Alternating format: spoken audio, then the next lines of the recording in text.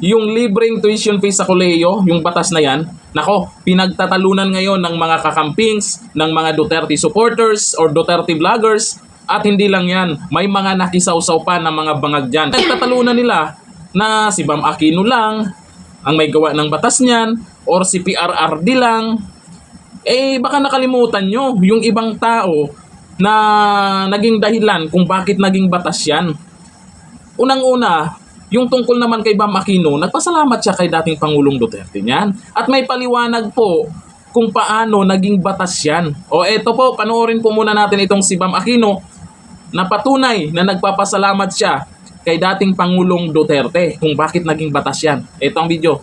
As a member of the minority. No, marami nagsabi, hindi mo magagawa yan kasi hindi ka naman part ng administrasyon. But in the end, President Duterte, kahit ayaw ng mga cabinet members niya, hindi niya binito yung batas, pinirmahan niya, fully funded, fully implemented, and now, that law, milyon-milyon na ang nakinabang sa batas na yan. So, there are spaces, I think, in our governance kung saan kailangan talaga tayo magtulungan para sa taong bayan. Malinaw yan, hindi AI yan.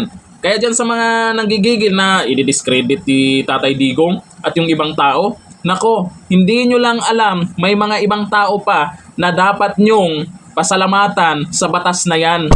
Unang-una, si Bongo. Hindi nyo alam kung anong nangyari dyan.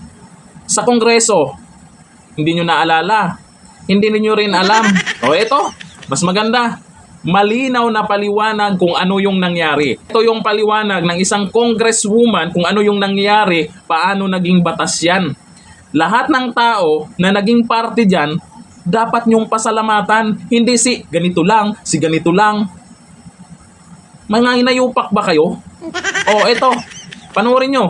Pinaka-importante sa lahat ang libreng tuition fee at edukasyon para sa kolehiyo sa mga anak. Kaya kung di dahil sa kanya, walang libreng tuition fee na batas ngayon. Ayaw ng mga presidente kasi malaking gastos daw. Kasi libreng tuition fee sa state colleges and state universities ang lahat ng bansa. So kung napapin nila, 40 billion ang babayaran. Ayaw ng panahon ng mga dating presidente. Yung may PRRD na, napasa na namin sa Kongreso, napasa na sa Senado. Pagdating kay Presidente Duterte, ayaw pumayag ng DOPE, NEDA at BBM. Sabi, wag, maubusan tayo ng pera para sa ibang bagay. Nag-compute kami. Sabi namin, tawagan namin si Special Assistant to the President, Bongo.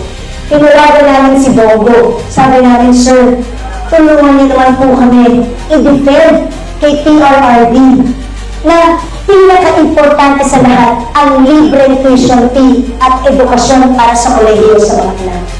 Kaya alam mo, talagang pinunol kami ni Senator Bongo. Dinifend niya ito sa Pangulo. Kaya kung di dahil sa kanya, walang libreng tuition fee na batas ngayon. At proud po ako, isa po ako sa overall sa Kongreso. Hindi lang si Bam Aquino, hindi lang si Tatay Digong, andyan po si Congresswoman, andyan po si Bongo. Dapat lahat yan pasasalamatan kung bakit naging batas yan, naging party po sila. Eto lang ngayon, may napapansin ba kayo? Bongo, Bam Aquino, tungkol dito sa kumakalat na isyu, number 1 at number 2 sa Senado. Hindi nyo ba napapansin yung mga nagpapakalat ngayon sa isyu na yan? Mga bangag yan. Mga bangag yan na para lang guluhin po ang mga bago nating senador ngayon. Uulitin ko sa inyo, wag na nating pagtalunan yung tungkol po sa libreng tuition na yan sa kolehiyo. Malaki po ang naitulong yan. Tapos ngayon, guguluhin nyo pa. Malaki po ang, marami po ang mga natulungan dyan. At ang dapat nating pasalamatan, lahat na naging parte para maging batas. Para maging batas yan, alam nga naman sabihin nyo, ay, walang nagawa si ganito, hindi i-discredit si ganito. Lalo na si Bongo. Naging party pala dyan. Yung Pangulo, si Tatay Digong. Bakit? Kung hindi pinirmahan ni Tatay Digong yan, magiging batas ba yan? Yung ibang mga yung mga nakaraang presidente. Naging batas ba yan? Pinirmahan ba yan? Linaw naman siguro ang kwento ni Congresswoman itong nakaraan kung paano naging batas yan. Unang-una kung saan nag-umpisa. Pasalamatan nyo naman si Congresswoman. Ng BH po yan. Tapos sa Senado. Siyempre, pasalamatan din po natin si Bam Aquino. Siyempre, si Bongo, may naging parte din pala dyan. At ang huli, si Tatay Digong. Alam nyo, yung mga nagpapakalat ng fake news na yan para pag-away-awayin, may napansin po ako ng mga post, hindi po kakamping, hindi po Duterte supporters. Mga bangag lang yan.